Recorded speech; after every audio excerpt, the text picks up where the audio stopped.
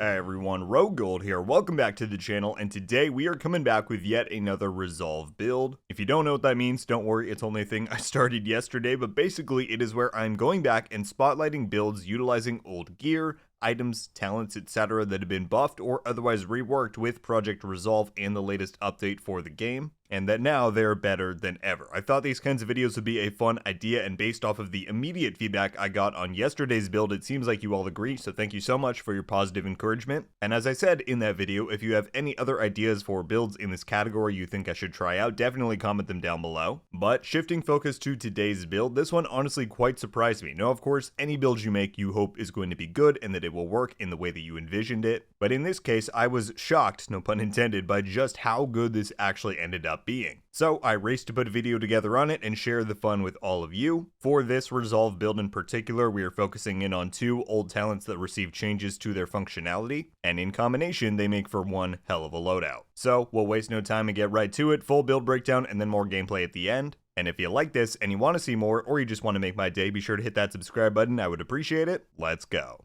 Alright, so this is the build. As I said, really happy with how this all came together, and so obviously we're going to go through piece by piece and break down how it works. Starting with our primary, this is kind of the focal point of the entire build, so it's good we're starting with this. This is the Cabaret named MP5ST. Got damage targets out cover on there, and then it has perfect Thunderstrike. Now this is one of those two talents I was talking about that got kind of a rework with Project Resolve, and that comes in the form of previously this did not work the same as other status effect based talents, things like Ignited, Eyeless, where after a certain amount of kills it applies that status to an enemy. Previously, Thunderstrike just gave you a bunch of amplified damage against an enemy that was shocked. I think it was up to like 40% on the perfect version.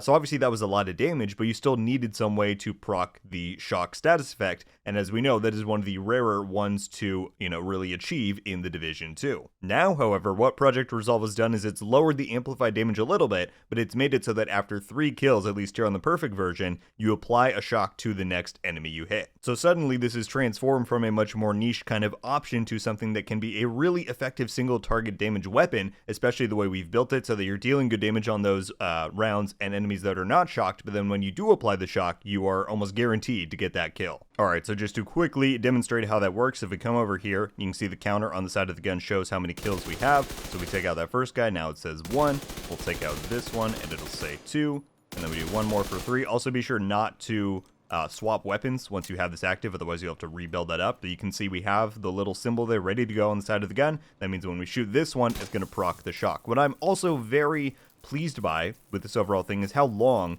that shock actually lasts. Now that's partly due to how we've built the gear, and we'll get into that, but I think also just by base, this has a pretty good duration on it as a talent. So yeah, overall, very happy with that change. I think it does open the weapon and playstyle up for a lot more viability and options, so it's pretty cool. So yeah, the Cabaret I think is a really good option. You can also use any regular weapon, preferably an SMG for how we've set this up, that has the regular version of Thunderstrike. You'll just have a bit less amplified damage because that's what part of what the perfect version, boosts up, but whatever you can get your hands on. Then for the mods on here, we have 3 crit damage ones rather, one coming from the firewall, which we'll get to shortly, but that's 20% in total. For your secondary, it is up to you. However, I do pretty heavily recommend the Scorpio for a few reasons. One, it's a very powerful weapon, syncs with a lot of the gear that we put on too.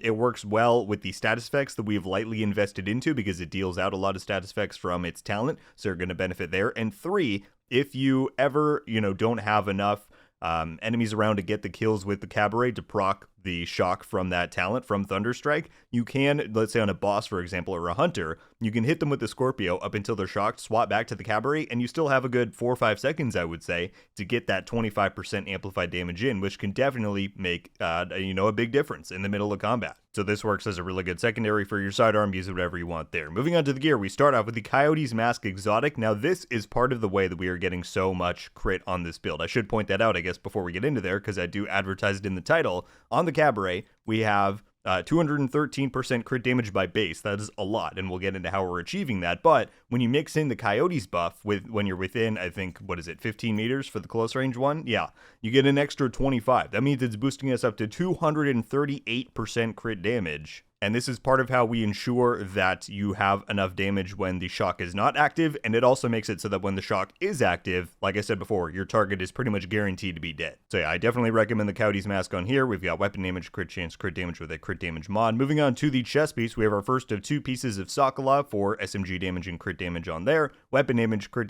chance, crit damage mod with Obliterate. This is the second talent that I was talking about in the intro that has gotten changed with this update. And what they did was they doubled the amount of time you have to land another shot with the talent in order to keep your stacks up. So previously it was every 5 seconds you had to land a critical hit, otherwise they would deplete and you'd have to rebuild them. Now you have 10 seconds before the talent will deactivate, and that just means that you have a much more room, right? A bigger buffer to be able to keep this up. Helps a lot with something that has a slower rate of fire like the Cabaret. Just in general, it's really nice. It feels good in combat. And once again, for a build that we're investing so much crit into, this is a really good one to, just boost your damage even further. Moving on to the holster, we have 1 piece of Grupo Sombra for that 15% crit damage brand bonus. On here we have armor, crit chance, crit damage. In total, I do have 3 blue and 3 red cores on this build. That part, as I say in a lot of my builds, is truly up to you. If you want more damage, if you want to be a bit more tankier, that is ultimately your determination. I like the split right down the middle. I feel like it keeps me going in a good flow in combat. But like I said, if you want to do more damage specifically, I feel like some people might trend towards that way. Certainly do it. This is just kind of how I decided to set it up. Then moving on to the backpack, we have 1 piece of Golan because it gives us the 10% status effects from the brand. That alone helps out with keeping that shock duration last longer when we apply it. But we're also using the named version here, the Anarchist Cookbook,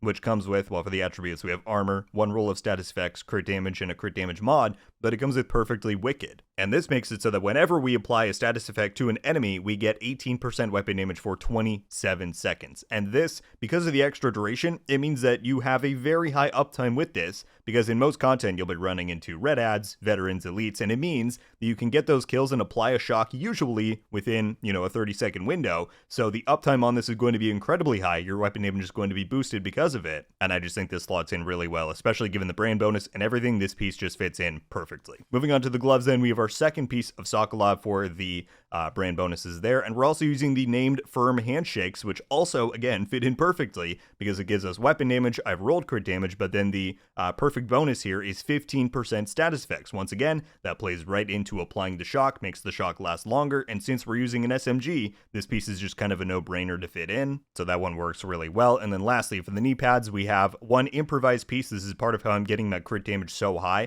because we've already used Sokolov and Sombra, which are 2 of the best ways to get crit damage on brands without using the Providence 3-piece, which isn't really attainable with this setup. So for an improvised, I have armor on here, crit damage, crit chance, and 1 more crit damage mod. Then for the skills and specialization, I am using Firewall, whereas I would typically use Gunner on a setup like this because this has a bit less self-sustain options than something like Hunter's Fury that we spotlighted yesterday. I like the idea of having the half shield, and using the Firewall one specifically ramps our damage up that much more because the Striker variant comes with the capability where you can get extra damage for enemies that are in front of the shield. So I really liked how this plays in. Also, because we use Firewall, we get that crit damage mod that I talked about on here, the 10% one for the grip, and that just boosts our crit damage by that much more. So I think Firewall fits in well with this overall setup, including the shield, including that mod. But if you want to try Gunner or something else, you can for up here. And then lastly, I just have the Reviver Hive like on most of my builds for that extra safety blanket. So there you have it, folks. That is a look at the Lightning God. Once I realized that this was all going to work out, I thought this was just a really fun lockdown kind of build. But unlike the greater Thunderstrike build I made in Season 1, this one has way more emphasis on single target damage, thanks in large part to that talent change. So yeah, I've enjoyed using this a lot, and I hope you all will as well. Any thoughts, questions, comments on whatever we discussed, leave it all down below. But that's all I've got for today, folks. Thank you all so much for watching. I'll see you in the next one. RogueGold. Ow.